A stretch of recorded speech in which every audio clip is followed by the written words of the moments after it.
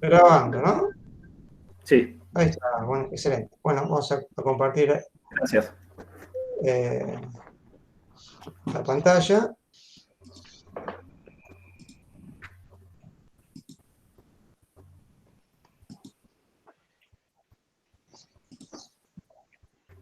Ahí estamos. Bien.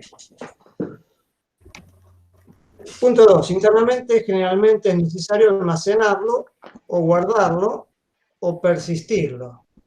Este concepto de persistir también es un concepto que usamos en programación, porque generalmente nuestros programas están corriendo en una parte de la computadora que se llama la memoria, y esa memoria es volátil, o sea, si se llega a cortar la energía, todo lo que hay en esa memoria se borra. Entonces, un archivo, cuando se dice que está persistido, significa que está en un medio que es fijo, que no se borra con la falta de energía. ¿Sí?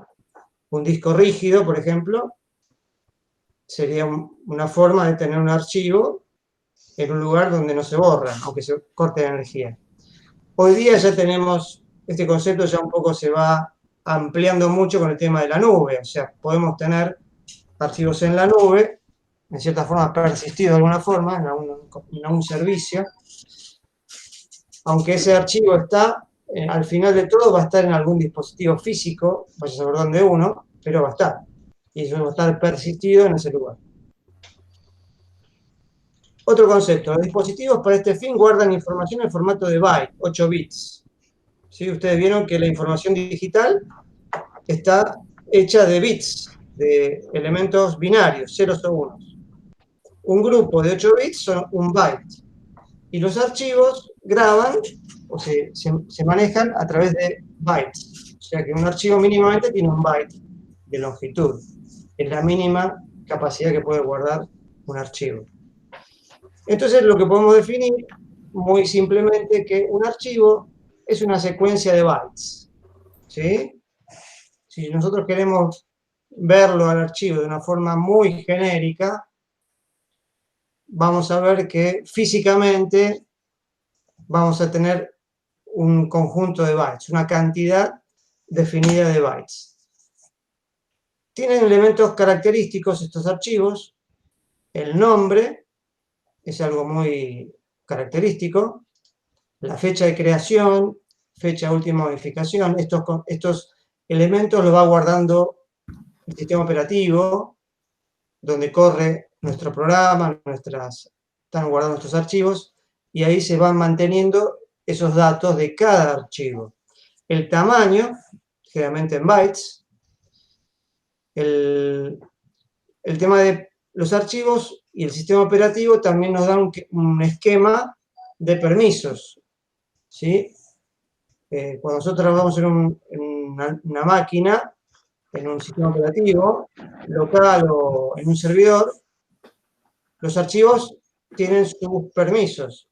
Pueden accederse o no, de acuerdo a lo que se llama el usuario que se está tratando de acceder.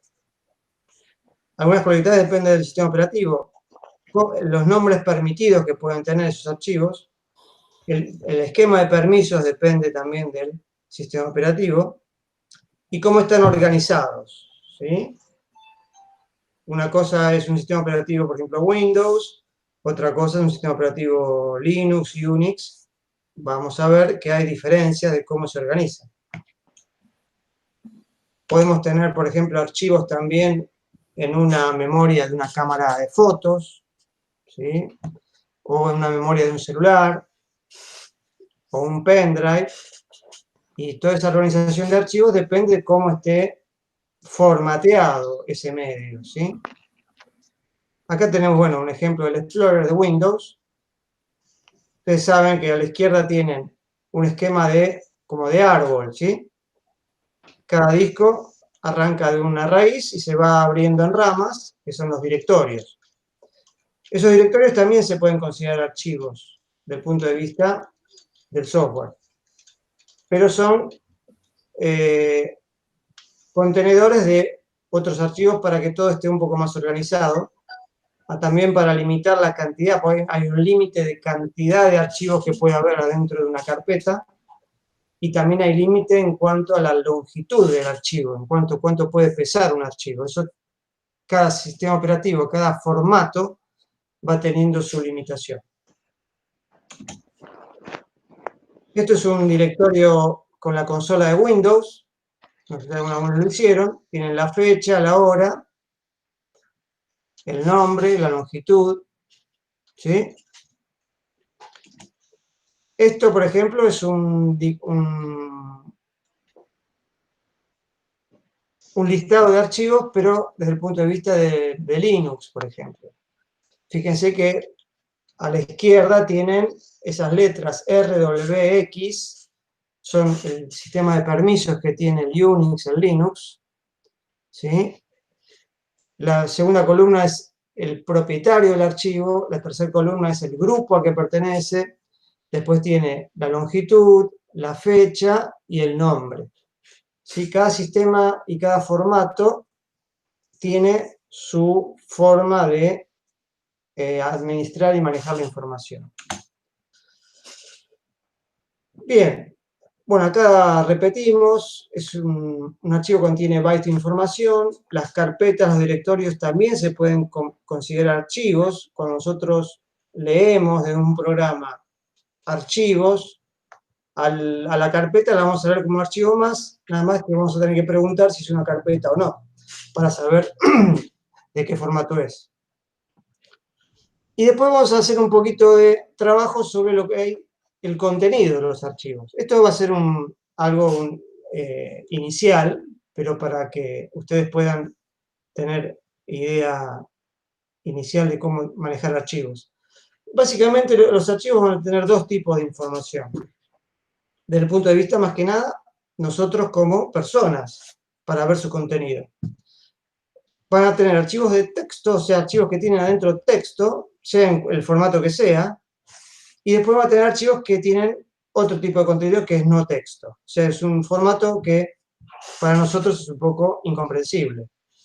El texto es algo que nosotros comprendemos como personas, pero el no texto, el binario se podría decir, son contenidos que para nosotros no podemos saber qué hay ahí, si no tenemos más información, ¿sí?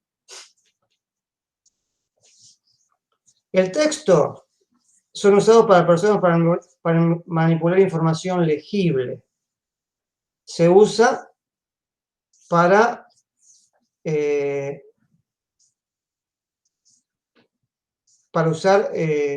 se usa para información que el texto tiene que ver con, por ejemplo, con lo que tenemos en el teclado, básicamente, y todo está codificado en el código ASCII. No sé si alguna vez escucharon hablar de este código, el ASCII. ¿Alguno escuchó? Sí. Sí, sí. Bueno, el ASCII tiene bytes, 8 bits, y con esos 8 bits podemos tener 256 combinaciones que representan un carácter.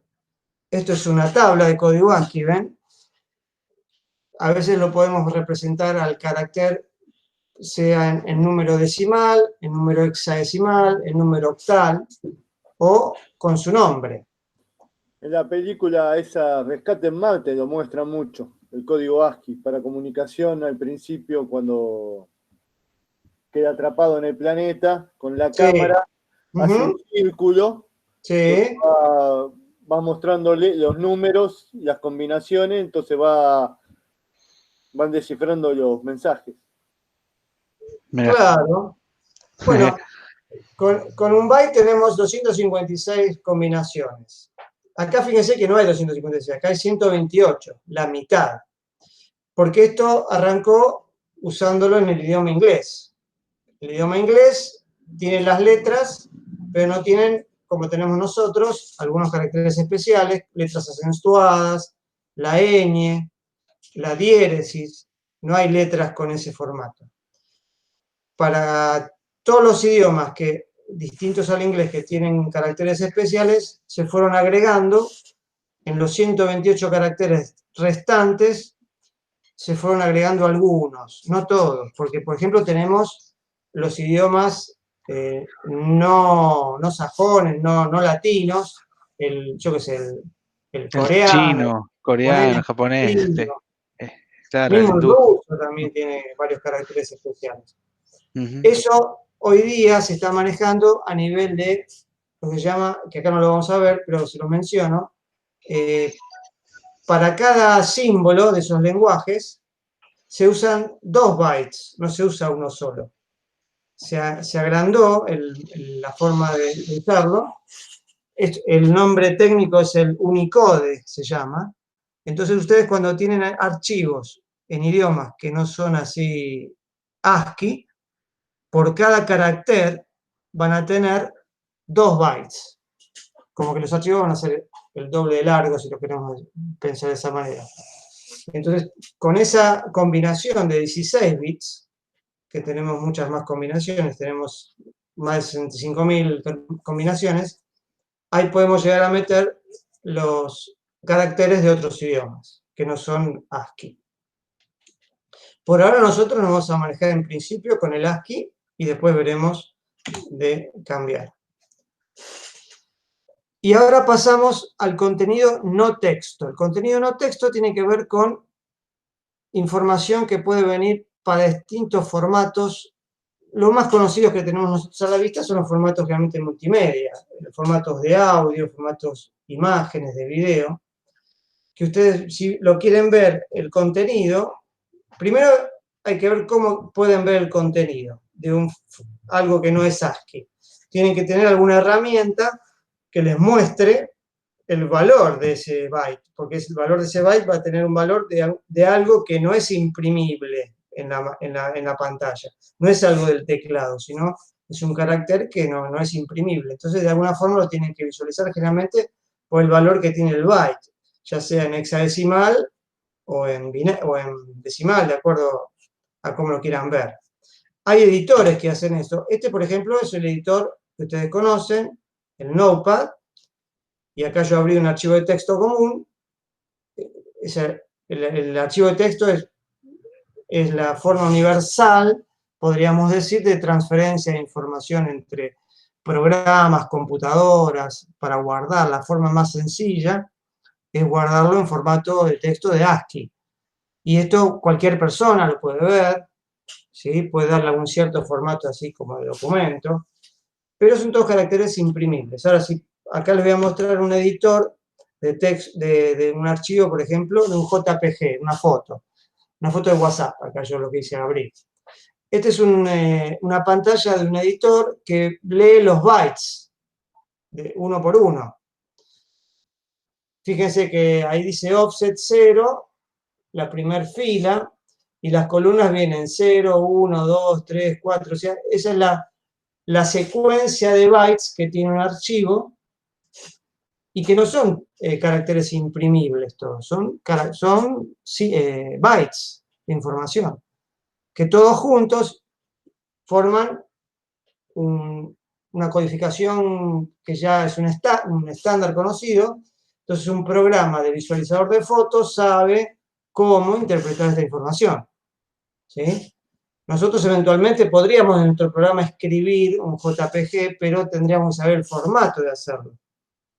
Podemos llegar a copiar un archivo porque nosotros copiamos bytes, ahora después lo vamos a ver cómo es.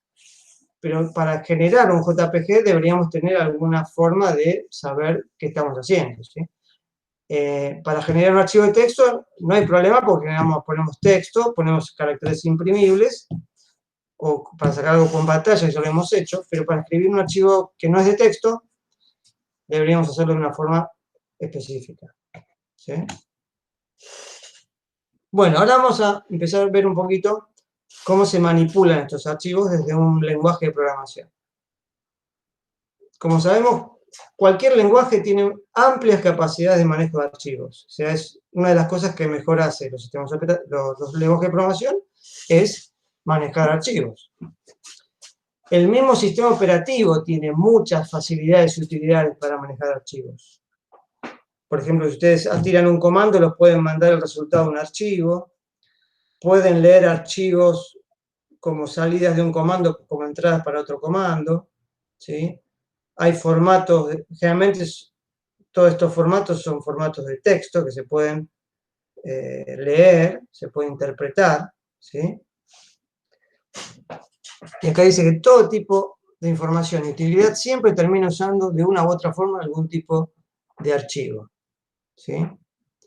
Y si no podemos manejar archivos, a veces estamos muy limitados en ese aspecto. Y ahora vamos a tratar de ver un poquito cómo lo hace el lenguaje Java, que es el que tenemos para aprender. Entonces, como saben, el lenguaje Java está orientado fuertemente a objetos. Entonces, lo que vamos a tener es una forma de encuadrar el lenguaje de objetos para manejar archivos. Tenemos conceptos y clases fundamentales que luego se especializan, ¿sí? Nosotros vamos a ver, no sé si con ustedes mencionamos el concepto de herencia, ¿no? La materia anterior. Sí, que las clases iban heredando. Bueno, acá tenemos clases base que después van heredando clases más específicas para poder manipular distintos tipos de información. Y también lo que tenemos acá, lo que llamamos facilitadores. Y vamos a ver que Java tiene una forma bastante tradicional de manejar archivos, pero después se han aparecido clases más sencillas para hacer las cosas un poco más simples cuando tenemos que hacer tareas sencillas como leer o escribir texto sencillo. Ya no tenemos que hacer mucho código, sino ya con un par de comandos de clases ya se puede hacer. Bueno, ¿cómo lo maneja Java? Java maneja un objeto, ¿sí? Todos en Java son objetos. Entonces, dentro del manejo de archivos vamos a tener un objeto que es el archivo file, el objeto file, y después vamos a tener un concepto que se llama stream o flujo, ¿sí? De esta forma es la forma en que, desde el punto de vista del lenguaje Java, se manejan los archivos. O sea, yo no voy a tener físicamente abierto o a mi disposición la estructura del archivo como tal, ¿sí? Como un array o como un árbol de elementos, no. Lo que voy a tener es un stream, como si fuera un flujo, ¿sí? Entonces, ese flujo va a tener un origen, como dice acá, y un destino, un sumidero. Y va a haber una conexión entre el origen y el destino, que se llama pipe o conexión. Ese pipe o conexión se establece en el momento de que yo abro el archivo, ¿sí? Esto específico de Java, también se los menciono, que cuando ustedes están corriendo un programa en Java, automáticamente van a tener 3 streams, por decir decirlo, que algunos ya los tenemos usando. El system in, el system out, el system err, esos son streams por los cuales el in podemos ingresar información desde afuera adentro del programa. El out es un stream que nos permite sacar información del programa hacia afuera, generalmente hacia consola, o para vez podemos sacarla hacia otro elemento. Y el system err es otro stream que sirve para que el programa nos tira mensajes o información de error. Básicamente vamos a tener dos objetos, el objeto file y algún tipo de objeto string. Y con eso vamos a poder trabajar el acceso a un archivo, ¿sí? Fíjense, acá tenemos un pequeño ejemplo de código, file output stream, ¿sí? Y que nos permite abrir un archivo. Fíjense que ya en el objeto me dice de qué tipo es, que es para output. Y el archivo acá me lo pasa con su nombre, o sea, con su nombre y con su ubicación. En este caso, este nombre de archivo, fíjense, que depende del sistema operativo Windows, porque pone el disco C, /, invertida, y el nombre. Si estuviéramos en otro sistema operativo, tal vez el formato del nombre sería distinto. En este caso, es el archivo con el formato de Windows. Fíjense, acá tenemos un ejemplo de código. Se genera un stream de entrada, un input stream, que le ponemos origen, y tenemos un stream de salida que se llama destino, un output stream. Este pequeño programa va a hacer una copia de un archivo origen y va a generar un archivo destino que es una copia, un clon del archivo. Sería el comando copy que ustedes conocen, o copiar y pegar en el Windows. Bueno, acá lo hacemos a través de un código Java. Lo primero que tenemos que hacer es tener el nombre del archivo origen, el nombre del archivo destino, y abrir un file por cada uno, F1 y F2. Ahí hacemos el objeto file. Fíjense, después generamos los dos streams. El origen stream lo hacemos a partir de F1 y el stream destino lo hacemos a partir de F2. Input stream y output stream. Y después usamos una variable C, que es un integer, que en realidad lo usamos como un byte. El integer es un byte, o sea que esa variable me va a servir como un contenedor de los bytes que voy a ir leyendo. Entonces acá tenemos una estructura while, ¿sí? Y sobre el stream, origen, hacemos el comando read. Ese comando read va a traer un byte de A1. Y si trajo ese byte, lo chequeamos a través del -1, ese byte lo escribimos al destino. Y así ese while va a dar vuelta hasta que origen devuelva, el read devuelva -1. En ese caso, lo que vamos a llegar es al fin de archivo. Esa es una de las cualidades también que los archivos tienen, que es el fin. O sea, cuando nosotros estamos leyendo un archivo, en algún momento termina. Entonces, es una de las formas de detectar que el archivo termina con el fin de archivo. Después tenemos acá todo el manejo de excepciones, que eso después lo vamos a ver un poco en alguna otra, un poco más adelante. Todo esto Java lo obliga a ponerlo porque en todo lo que es lectura y escritura de archivos pueden ocurrir cosas de error porque el archivo no esté disponible, que el disco tenga alguna falla, que haya un tema de permisos. Entonces, cuando ocurre algún error, nosotros lo tratamos de imprimir a través del catch. Y finalmente hacemos un close, ¿sí? ¿Hasta acá más o menos se entiende?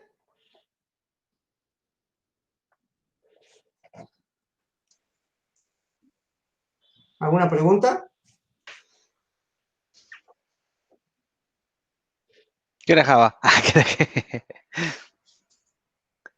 Sí, habría que usarlo. Bueno, ahora vamos a hacer, acá les iba a hablar un poquito más, vamos a hacer un pequeño ejemplo, ¿sí? Voy a compartir acá el NetBeans. Creo que salió una versión nueva de NetBeans el semestre pasado, estamos usando el 11, creo que ya está el 12, que yo lo bajé y corre bien. ¿Sí? Fíjense todos los ejemplos que tenemos.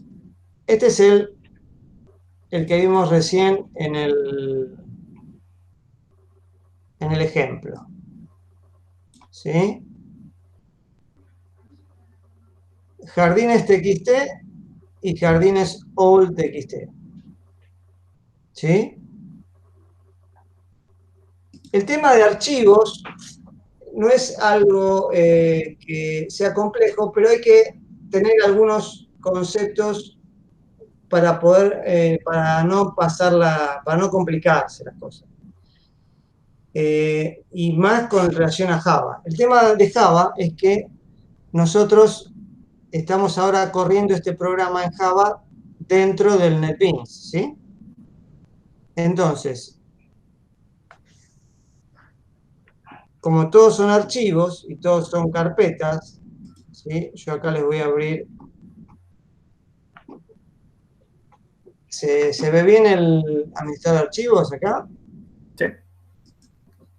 ¿Se acuerdan que nuestro proyecto estaba en Documents, NetBeans Projects, y acá tenemos el proyecto? Y el proyecto, generalmente el NetBeans pone los fuentes en esta carpeta, src.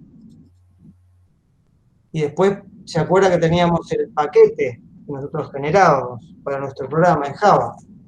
Materia Prop 1.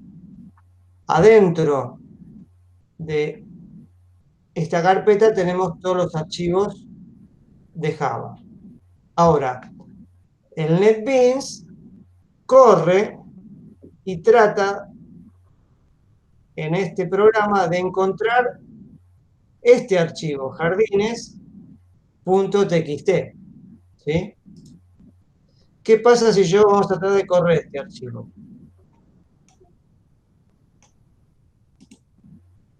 Run file.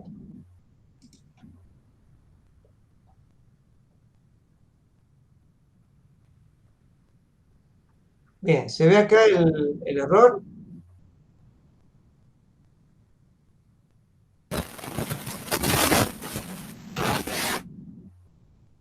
Si no hay una ruta para el archivo.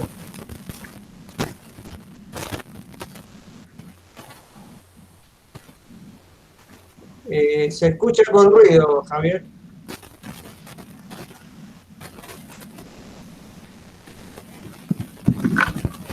Falta la ruta para buscar el archivo. ¿Cómo? Repetime.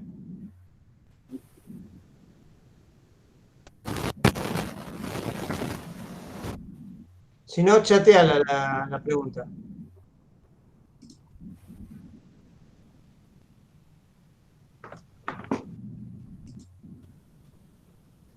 Falta la ruta a buscar el archivo. Ah, bien, ahí te entendí la pregunta. Claro, es la pregunta, ¿falta la ruta para buscar el archivo? O en este programa, ¿cuál va a ser la ruta que el programa va a usar para ir a buscar el archivo? ¿Sí? Porque por un lado tengo mi archivo .java, por otro lado tengo acá el NetBeans. En este caso, yo voy a tener que hacer un archivo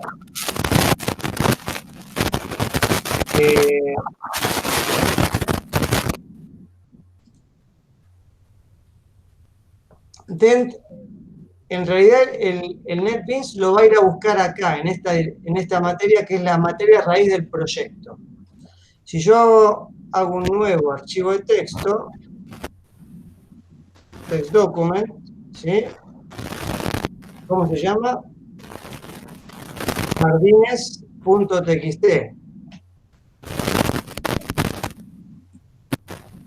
Vamos a cambiarlo de nombre. Jardines.txt. Y vamos a meterle algún contenido. Este es un archivo de prueba para la materia y la clase del 2 de septiembre de 2020. ¿Sí? Línea 2. Y acá ponemos una segunda línea. Y lo guardamos. Vamos a ver si ahora lo encuentra el archivo. Run file.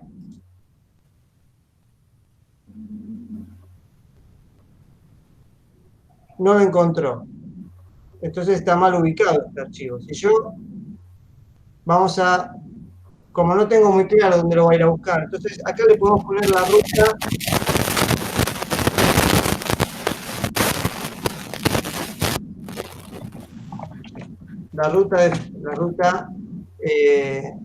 Una ruta completa. En realidad podemos hacer así, más de error. Jardines.txt.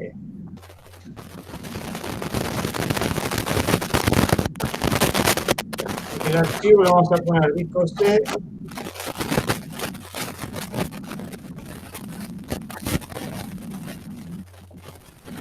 Cortar. Acá en temporal. Paste. Fíjese, está en C, temporal, jardines TXT. ¿Sí? ¿Se vio eso? C, temporal, jardines TXT. Entonces, este pequeño programa lo que va a hacer copiar este archivo a este jardinowl.txt. Después vamos a ver dónde lo pone, pero vamos a correrlo. Run file.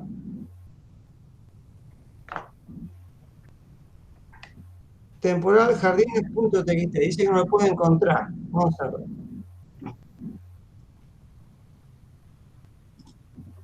C temporal jardines.txt. ¿Por qué no lo encuentra?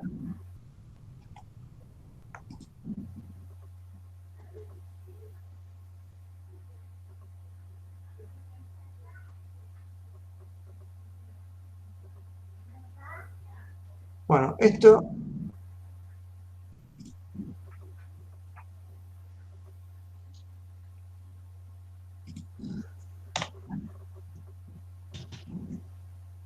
vamos a probar esta forma.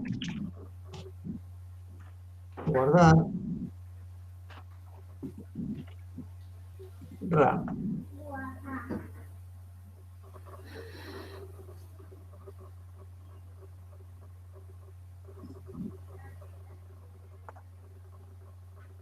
Punto de vista.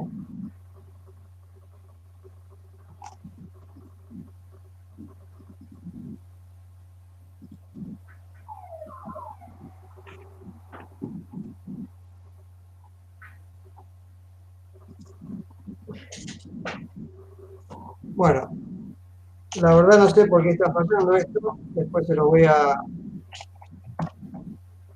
a verificar. Pero la idea es que se lea el archivo con este file y vaya escribiendo al archivo de salida. ¿Sí?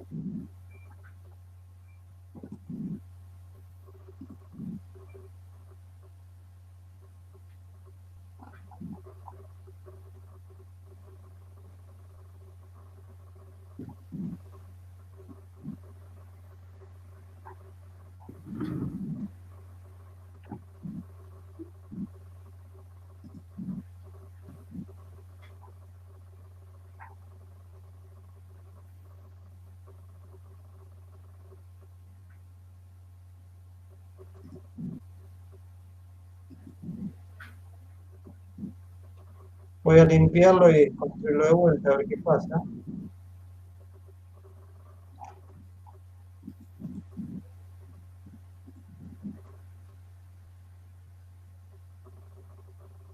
Bueno. No tengo idea por qué está fallando. Después se lo voy a tratar de buscar el problema.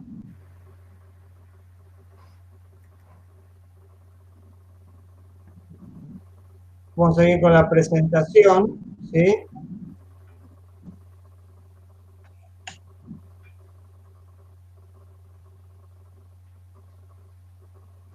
Vamos a ver, ¿se acuerdan que habíamos hablado que las clases de lectura de string tienen toda una jerarquía de clases, ¿sí? Fíjense acá todos los que podemos encontrar. Depende del tipo de información que estamos leyendo de un archivo, podemos usar distintas strings. Estos serían los de input, o sea, los de entrada. Acá tenemos, por ejemplo, los más usados en el byte array, input stream. Esto se usa cuando queremos usar archivos binarios. Y file input string, bueno, generalmente cuando tenemos archivos de texto.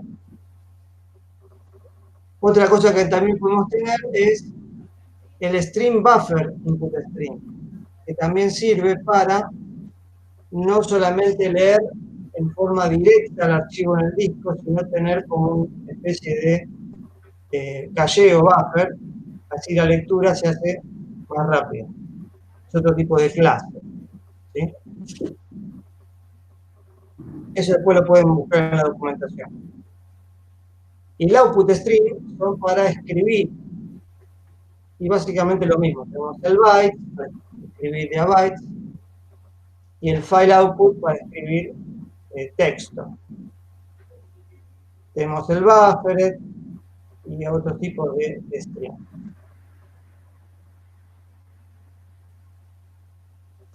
Vamos a hablar ahora de los facilitadores. Los facilitadores son clases que nos ayudan a que el manejo de archivos sea un poco más sencillo, ¿sí? Ya no tenemos que usar el objeto file, el objeto stream, sino que directamente tenemos el file y una clase más que nos ayuda a manipular ese file. Ustedes creo que usaron la clase scanner, la usamos también para algún programa nosotros, que este escáner la usamos para leer desde la consola. Bueno, acá la podemos usar para leer de un archivo. ¿Sí? ¿Alguien dijo algo? Javier me parece que quería hablar.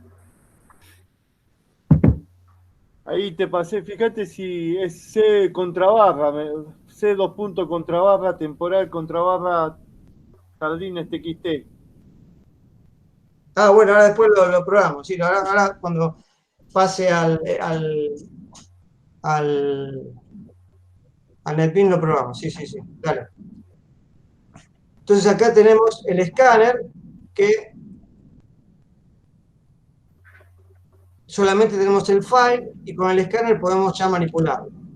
¿Sí? Y eso es para leer. El escáner se acuerda que tenían unos métodos que eran next, next line, next int, o sea que podemos ir leyendo información con un comando, sea una línea de texto o otro tipo de datos, que va a tener otro formato. ¿Sí? Y para escribir tenemos la utilidad que se llama PrintWriter. Este PrintWriter es una forma de escribir en forma sencilla. Fíjense. Generamos un PrintWriter, le damos el nombre de archivo que queremos sacar y ya va a escribir en forma directa al archivo. ¿Sí? Bueno, acá tenemos, creo que ahora vamos a pasar para ver ese ejemplo, para que ustedes lo vean. Lo teníamos en Writer. No, Writer, acá. Fíjense, acá tenemos el mismo ejemplo que teníamos en la presentación, con alguna necesidad que tuvimos que ponerle el try para que pueda tomar la excepción, y la salida va a salir a C temporal output txt. Vamos a ver si funciona, pues ya a esta altura ya no sé si va a funcionar esto. Si yo corro esta clase, aparentemente corrió. Fíjese, lo que imprimimos fue este número, 29, imprimimos esta clase rectangle es una clase de las ventanas de Java, y esto es un texto. Entonces, si yo voy acá al archivo, en temporal, disco C, temporal, es este archivo.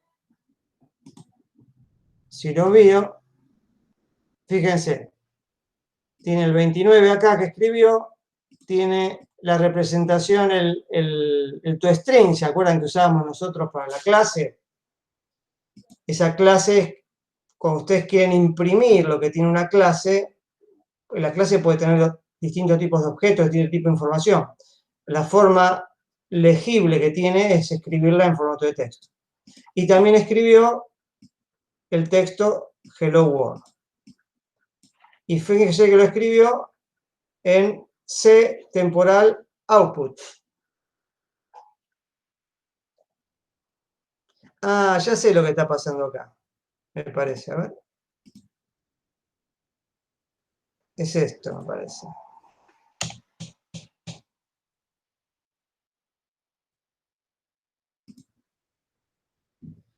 Porque era jardines.txt y el otro .txt estaba acá escondido en el tipo. Esto porque el explorador de Windows en cierta forma esconde una parte del nombre del archivo. Fíjense que este archivo en realidad se llama output.txt .txt. en realidad. Sí, ¿Sí? hay en detalles. Si vas a details, ahí te dice arriba en la tercera pestaña. El Ahí nombre, está, el es nombre el nombre. verdadero, claro. Porque el explorador de Windows se puede configurar para que diga el nombre completo o el nombre así medio con el tipo por acá que lo Te esconde, calcula el... te esconde ¿Cómo? todos los que son las extensiones conocidas. Así dice en las opciones de carpetas, esconder extensiones conocidas. Claro, Y todo eso no te lo muestra. Yo lo desactivo siempre. claro, bueno. Después lo vamos a probar en lo que estaba fallando. Fíjense que este escribió el output.txt y lo escribió en el temporal, disco C, temporal, output.txt. ¿Sí?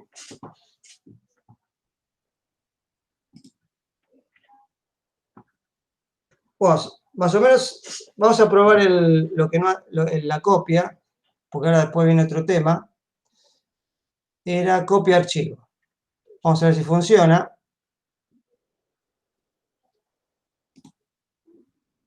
Run file. Ahí funciona bien. Entonces, hacemos F5. Con F5 también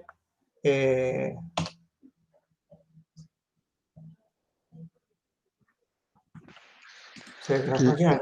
La carpeta, Ah, la salida no está acá. Esta es la entrada, jardines.txt. Vamos a ver lo que tiene.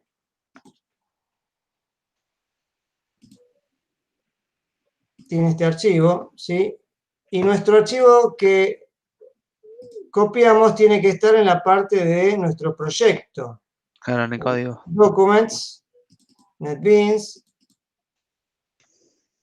Jardinol, Aquí ahí está. está, jardinol.txt. Si lo abrimos, fíjense que los dos archivos tienen lo mismo, ¿sí? Ujú. Porque uno copió el texto del otro byte por byte. Esto es un ejemplo. A veces hay formas un poco más eficientes de copiar un archivo, pero para que ustedes vean cómo es las clases base, que un archivo se puede copiar byte a byte. Esto, por ejemplo, yo lo he usado en un sistema que tiene un programa en una máquina y se conecta a otro programa servidor en otra máquina, en otro servidor. Entonces, cuando vos tenés que traer un archivo que está en el servidor, por ejemplo, un PDF, para poder visualizarlo en la máquina del cliente, utiliza un mecanismo de conexión entre los dos programas para que vos puedas programar en forma más fácil. Pero cuando vos tenés que pasar un archivo del servidor al cliente, tenés que de alguna forma copiarlo. Entonces, esta es la forma típica de copiar un archivo, byte a byte, para obtener a partir de un origen un destino. ¿Sí? Mm. Bien. ¿Preguntas?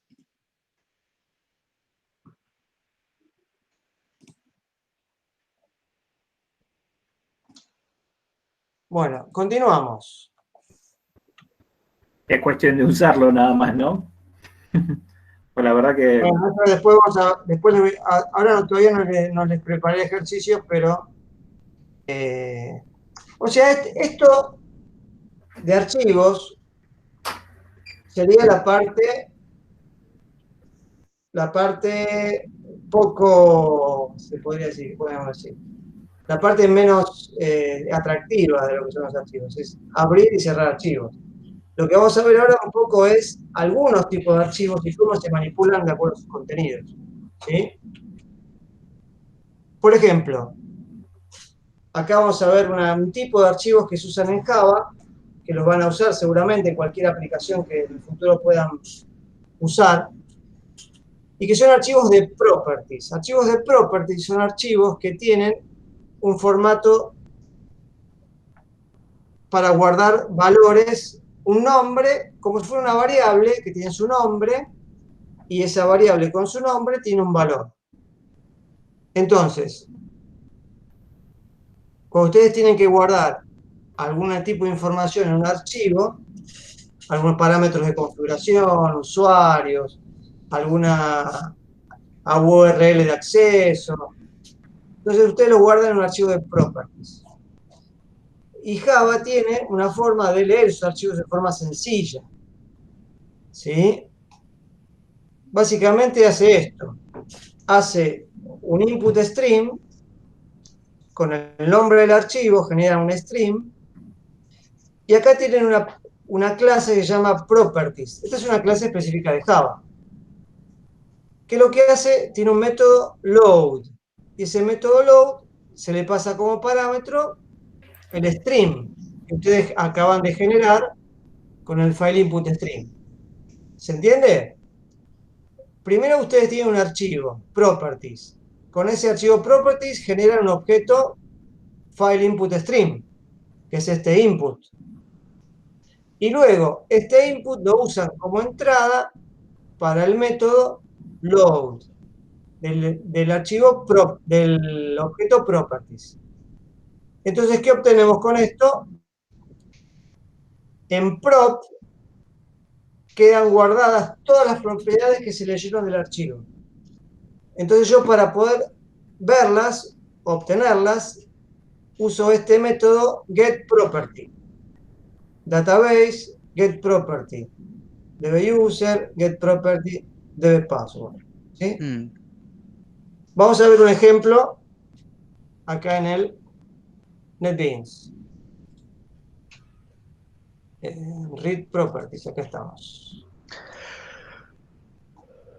Fíjense, set temporal config properties. Si vamos acá al archivo, set temporal config properties.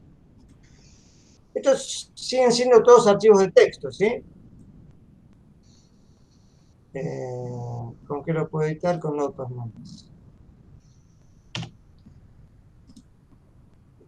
Acá está, fíjense, este es otro editor de texto que ustedes seguramente en algún momento se van a instalar porque es muy útil, el Notepad++.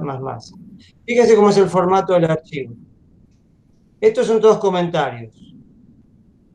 Y acá tenemos el nombre del parámetro. ¿Se ve bien por el tamaño de la letra? Sí. En el video.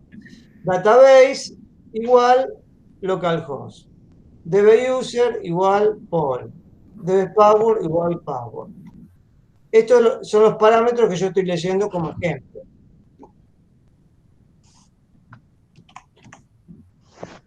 Entonces, si yo acá corro este archivo, voy a tener que obtener en la consola los parámetros que hay dentro del archivo. Fíjense, el system out, ¿se acuerdan de este string que teníamos? System out, y le damos el print, ¿y qué le imprimimos? El get property database. Ese get property database devuelve un string, que es localhost en este caso, después Paul y después password. ¿Sí? ¿Se entiende? Es un archivo muy usado en Java para guardar propiedades. ¿Ustedes escucharon hablar de los archivos .ini que se usan en Windows? ¿Quién no sabe lo que es un ini? ¿Todos saben? No, yo no. Te lo muestro. Por ejemplo, los archivos ini son parecidos a esta property, pero que vienen en el sistema operativo Windows. Por ejemplo, este. Tiene un formato parecido al de properties.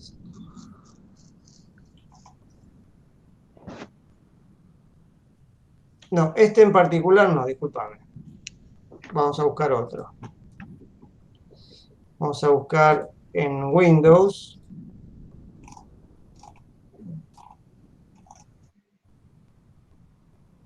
Algún INI por acá, no sé dónde. Acá, a ver, system.ini.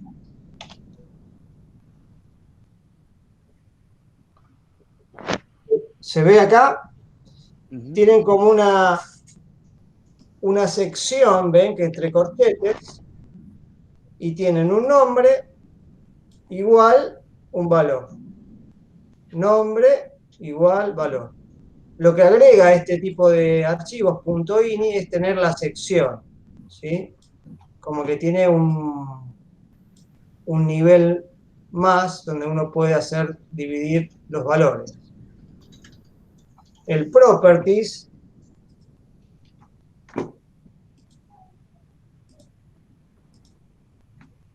vamos a abrir el properties al lado.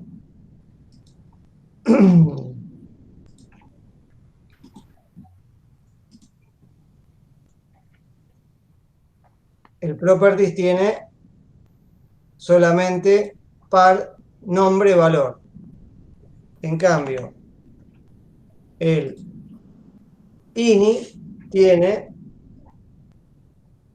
una sección entre corchetes y después nombre y valor. Esto generalmente se llama par nombre-valor. ¿Sí? Los .ini son de Windows, ¿sí? Específicamente. Y el lenguaje Java no es un lenguaje que nació especialmente con Windows, sino que nació en otro país, ¿sí? No en el país Windows, no en Microsoft. El Java nació en otro país, donde Microsoft no era muy conocido. Entonces, el lenguaje Java de por sí no tiene un manejo de los ini en forma nativa. Sí hay librerías que uno tiene que agregar para poder manejar los archivos ini, ¿sí? O eventualmente uno lo podría hacer a mano, pero tendría que, lo que se llama parsear el archivo, o sea, leer carácter por carácter e interpretar el archivo, ¿sí? Porque todos estos archivos tienen un formato predefinido y puede haber errores de sintaxis, están mal formateados, mal escritos, ¿sí?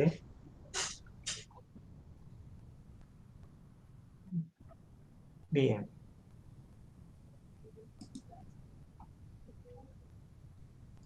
¿Preguntas?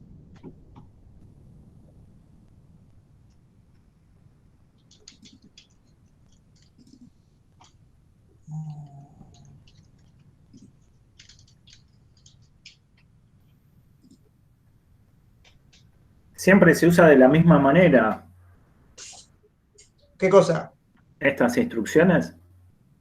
En el código es siempre igual, esto no tiene variaciones.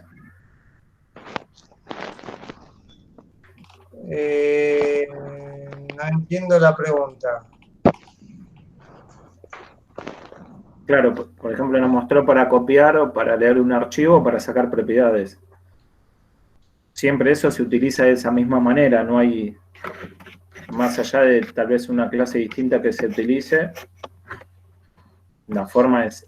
Sí, vos tenés ciertos objetos, ciertas formas de usar los objetos Java para ciertas cosas. En este caso, o sea, esto es un poco, si pensamos desde el punto de vista de los objetos, o sea, yo programo cosas que traten de trabajar con cosas reales. El archivo de property, primero alguien lo habrá pensado, digo, bueno, hago un archivo de texto que tenga un nombre, un signo igual y un valor, ¿sí? Alguien se lo pensó de esa manera, lo diseñó de esa manera. Y después vino alguien que dijo, bueno, hagamos una clase pueda interpretar ese archivo para que sea más fácil. Si no, En realidad vos podrías leer carácter por carácter y podrías hacer un programa que trate de interpretar lo que dice el archivo, ¿sí? ¿Es posible o no hacer eso? Yo acá Sí. te di un programa que lee carácter por carácter, ¿sí? Entonces vos tendrías que hacer lo que se llama un parser. O sea, vos tendrías que ir leyendo carácter por carácter y en tu lógica tendrías que ver qué es lo que esperar que es un properties y ver que tenga el formato correcto, y si no tiene el formato correcto, darías un error. Bueno, esta librería es lo que hace eso. Lee un archivo de properties con el formato esperado y guarda en un objeto todo el contenido, y después vos podés sacar cada valor por su nombre y obtener el valor. ¿Sí? Esto es algo específico para usar properties. Si vos tuvieras otro tipo de formato de archivo, ahora vamos a ver otro formato, vamos a verlo. Bueno, acá hay un ejemplo, después te lo voy a dejar, para escribir properties, ¿sí? Pero básicamente es la misma idea. Se hace un output string, ¿ven? Con field properties. Entonces, para escribir una propiedad necesitamos darle el nombre y el valor. Entonces, nosotros damos el nombre, el valor, nombre, valor, nombre, valor, y la salida de ese archivo va a ser un archivo de .properties con el nombre que le pusimos, y adentro va a tener ese contenido. ¿Sí?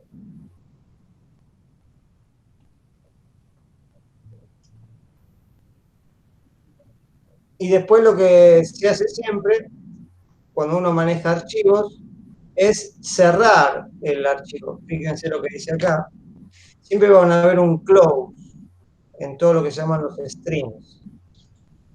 Cuando generan el input stream o el output stream, ustedes están haciendo una apertura, y lo que se pide es que el programa cierre esos streams con el comando close. Es la forma de se tienen que usar esas librerías de archivos.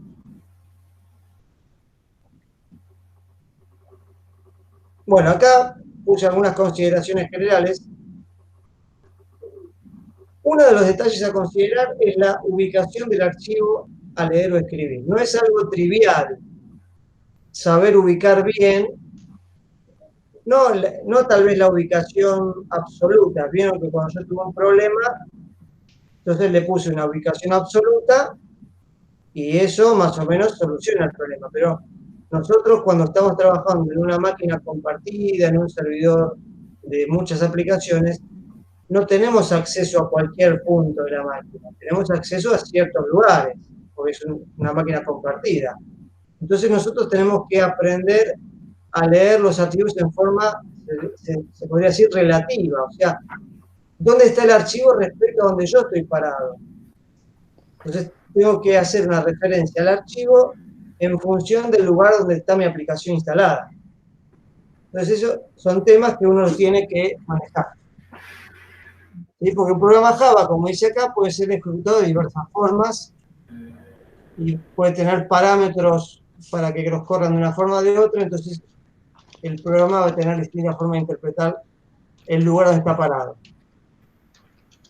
Como lo dice acá, la forma de arranque y ubicación del programa Java va a determinar cómo, dónde leer un archivo. Y acá dice al final, para evitar un error momentáneo, se puede proporcionar el path completo del archivo. O sea, cuando no tenemos muy claro el tema de en qué lugar va a ir a parar el archivo, dónde lo estoy leyendo, tal vez a veces es como una forma de salvar la situación momentáneamente, es darle la ubicación completa de donde está. Siempre hay una ubicación completa. Siempre hay un disco, la letra del disco y todos los directorios que tienen hasta llegar. ¿Sí? Eso siempre existe. Entonces ustedes, si lo averiguan, lo ponen ahí y eso no debería fallar. Pero las aplicaciones generalmente tienen configuraciones para que sean ubicaciones relativas, ¿sí? No absolutas. Vamos a hablar de otro formato ahora, que está muy de moda. Yo se lo quise incluir porque ustedes alguna vez lo escucharon. El formato JSON. ¿Quién escuchó o no escuchó de esto? No, yo Jason, el de la peli, nada más. De la película. ¿Hay una película, Jason? Bueno, este tipo de archivo es algo que se usa muchísimo, hoy, más que nada hoy día, en todas las aplicaciones que están conectadas a Internet. Es una forma de intercambiar información, de una forma relativamente sencilla y que la sintaxis no tiene mucha complicación. ¿Sí? Es puro texto, como dice acá. Está basado en JavaScript. JavaScript no tiene nada que ver con Java. No sé si alguna vez lo mencioné, pero lo menciono ahora.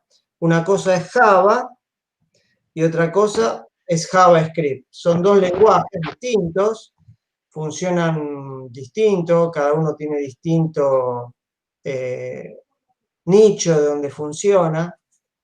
Lo único que se parece es el nombre nada más, pero todo lo demás son cosas distintas. ¿Sí? Cuando sacaron JavaScript, la idea fue aprovecharse del auge de Java para que la gente Claro. piense como, miren, como Claro, marketing. el lenguaje JavaScript en su nacimiento sirvió para que los navegadores, en esa época los navegadores eran programas muy tontos, que solamente eran como un lector de PDF de hoy día, que muestra el PDF. Bueno, en esa época los navegadores, estamos hablando de 20, 30 años atrás, o 20, no sé si tanto, pero unos cuantos años atrás, los navegadores mostraban como una foto del archivo y no tenían forma de interactuar, apenas tenían un botón, como mucho. Entonces el JavaScript era un lenguaje que corría dentro del navegador y podía darle al navegador cierto funcionamiento interactivo con el usuario. Hoy día nada que ver, hoy día los navegadores son bestias que hacen de todo, corren juegos, ustedes pueden hacer cualquier cosa, editan documentos dentro del navegador.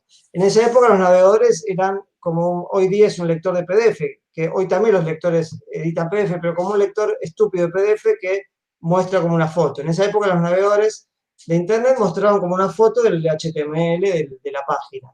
Y no había ningún tipo de interacción, de nada. Entonces el JavaScript se inventó para que los navegadores tuvieran cierto funcionamiento interactivo. Pero no tiene nada que ver el JavaScript con Java. Java es un lenguaje totalmente completo que corre en cualquier servidor.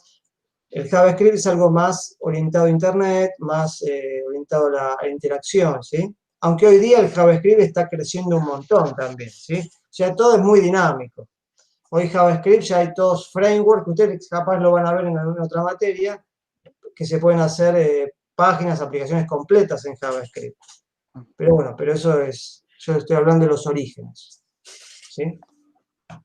El JSON, fíjense, este es el formato JSON. Esto es texto, ustedes lo escriben esto. Como en el Notepad escriben esto, tienen el signo igual, tienen los corchetes y tienen las comillas y tienen los dos puntos, la coma. Con esos símbolos ustedes arman esa estructura. Fíjense, tiene un nombre, ¿sí? Esto es JavaScript en realidad. Esto es JavaScript, lo que están viendo acá. Sáquenle la palabrita var que tiene acá, ¿sí? Y van a tener un JSON puro, ¿sí? Pero básicamente el JSON es esto. Es un nombre entre comillas, dos puntos y el valor entre comillas, ¿sí? Eso es básicamente un JSON. Y con eso ustedes pueden intercambiar información. Ustedes dicen que tal variable tiene este valor, tal otra variable tiene otro valor, tal otra variable tiene otro valor, ¿sí? Las ventajas que es liviano, independiente del lenguaje de programación, porque se puede usar con cualquier lenguaje. Es fácil de leer y escribir porque es texto, una persona cualquiera lo puede entender, porque tiene ahí la variable y el valor, todo texto, ¿sí? no hay mucha complicación en el JSON. Desde Java, ¿cómo lo tratamos? Yo le quise poner este lenguaje JSON porque nos va a servir como una introducción a leer un JSON usando objetos de los tipos abstractos de datos que vamos a ver un poco más adelante. ¿Sí? La lectura de un JSON o cualquier archivo con un formato se llama parse. Ahí tienen el verbo en inglés parse. Eso significa que yo agarro un archivo y lo interpreto. ¿Y cuál es el resultado de hacer un parse? El resultado de un parse es parecido a lo que pasó con los properties. Vieron que ustedes el properties tenían un archivo, lo cargaban al objeto properties y ya todo ese contenido quedaba dentro del objeto properties. Entonces ustedes a partir de todo ese contenido queda guardado en un objeto de tipo Java y ahí sí ustedes usando métodos de Java y cosas de Java podían obtener la información. Bueno, acá lo mismo. Nosotros agarramos algún tipo de objeto de Java y el contenido de ese JSON lo metemos en un objeto de Java. Y a partir de tenerlo en un objeto de Java podemos manipularlo de forma mucho más sencilla. ¿Sí? Y acá le hacen alguna referencia a lo que les dije, que más adelante el tratamiento de JSON lo van a ver cómo usamos objetos del tipo tag. Fíjense, acá hay un pequeño ejemplo para sacar una salida de JSON. Fíjense, se hace un objeto JSON, OBJ, y es muy sencillo. Ponen el nombre de la variable y el valor. El nombre de la variable y el valor. ¿Sí? Básicamente hacen eso. Y esto es una forma de leer un JSON. Fíjense, acá el JSON se construye a mano, ¿ven? Que tienen las comillas, dos puntos, comillas, la coma, comilla, dos puntos, comilla, coma. Fíjense que no hace falta que tenga saltos de línea. Los saltos de líneas en Internet, en cierta forma, generalmente se ignoran. O sea, son solamente usados para que la persona que lee el archivo lo lea en forma más sencilla. Pero en realidad, cuando yo estoy procesando un archivo de Internet, de JavaScript, de JSON, o cualquier otro formato, generalmente los saltos de línea de texto son ignorados. ¿Sí? Y lo que hace este pequeño programa es leer ese formato JSON y pasarlo a variables. Fíjense abajo, acá tenemos un string, que es un name, un double, salary, que es un número, un número con coma grande. Acá tenemos un long, que es un número sin coma, ¿sí? Y acá abajo imprime todo esto. A ver qué sigue. Ah, bueno, acá terminamos. Vamos a ver un pequeño ejemplo de JSON acá. Les hice unos cuantos, pero vamos a tratar de ver uno de lectura y uno de escritura. A ver, vamos a ver.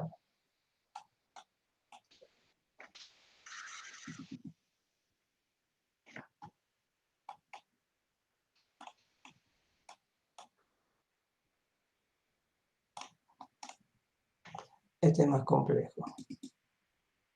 Bueno, vamos a ver este. Fíjense, el JSON este tiene nombre igual sono, salary igual 60.000, age igual 27. O sea, esto es como si lo leyéramos de un archivo, ¿se entiende? Y acá el JSON es parseado y lo imprime. Vamos a correrlo. Fíjense, sono 60.027. Vamos a tratar de hacerlo acá, de pasar este string a un archivo. ¿Sí?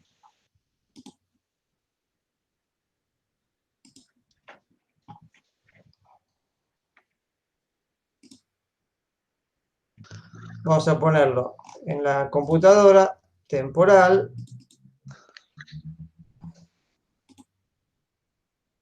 new text document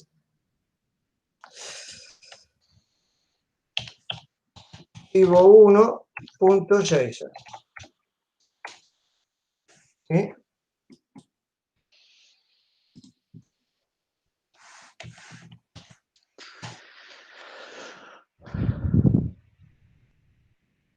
¿Me ve lo que estoy haciendo? Ujú. Name, zona, salary, Tanto. Ujú. sí, coma, page 27. Vamos a variar algo para que ver si que la estamos leyendo.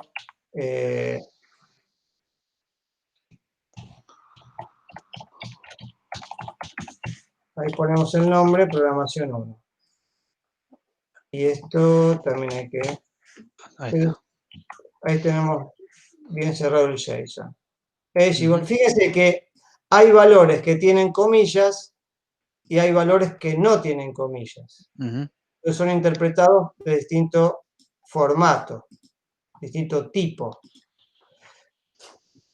Este vamos a guardarlo en temporal.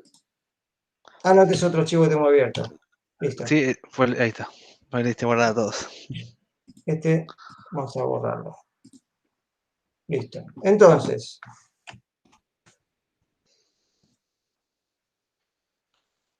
¿cómo era lo que vimos?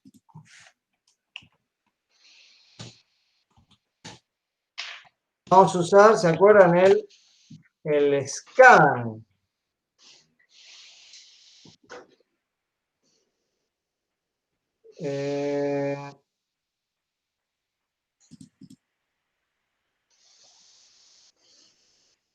Vamos acá a la presentación que teníamos el escáner por acá, al principio.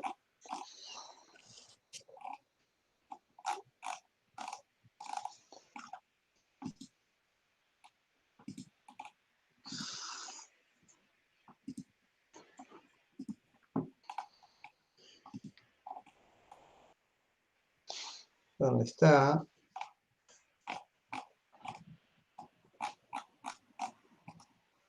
Contenido, manipulación. Fine. Acá.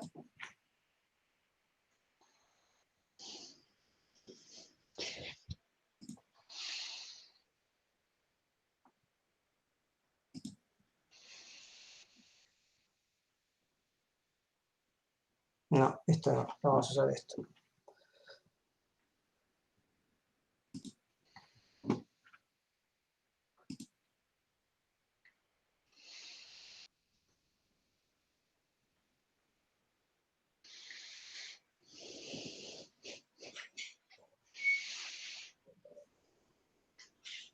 Esto lo estoy resolviendo acá en vivo, ¿eh?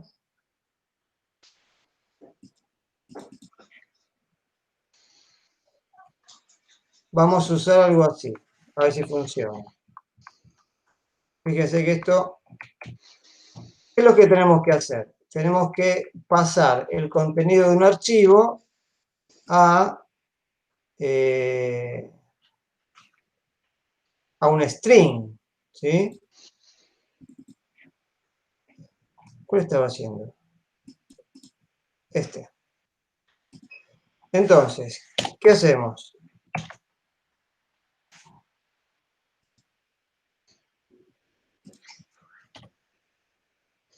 El archivo se llama archivo1.json, ¿sí?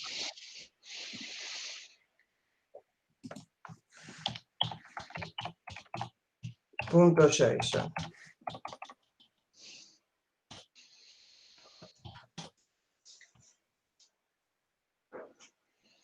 Tenemos un input string. El origen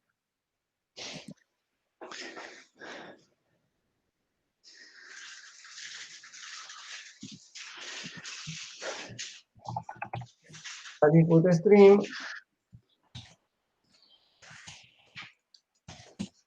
origen igual null.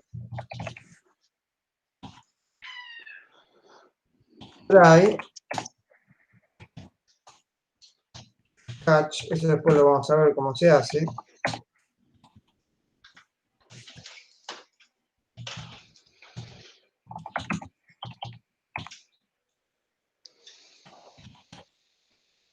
Fíjense, acá tenemos, estamos leyendo byte por byte, ¿sí?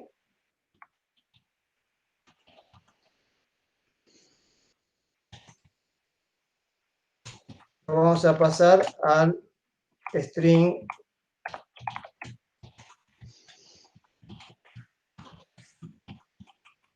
SSS.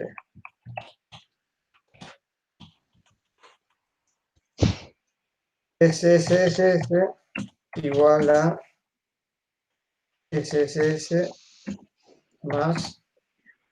Esto es muy...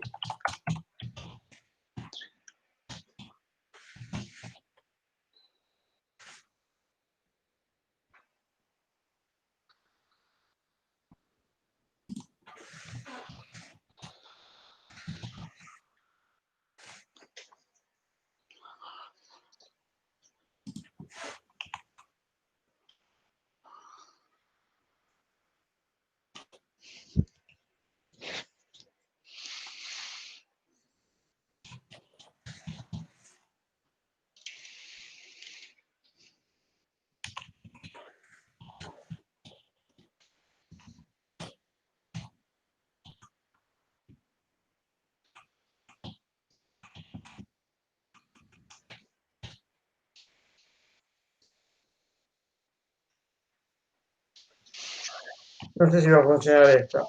Esto no lo tengo pensado.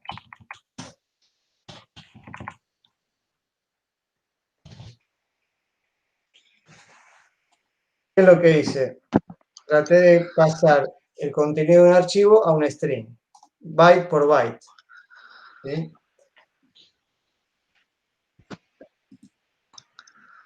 Vamos a ver si funciona. Si no funciona, terminamos acá la clase.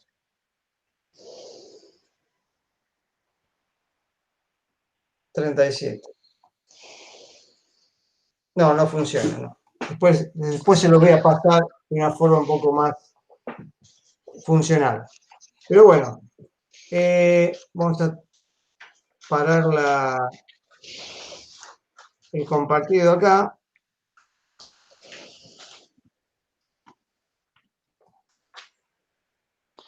Ah, hola Cristian, no te había visto. Sí, vine hace... No, Cristian. Tengo música de fondo, perdón.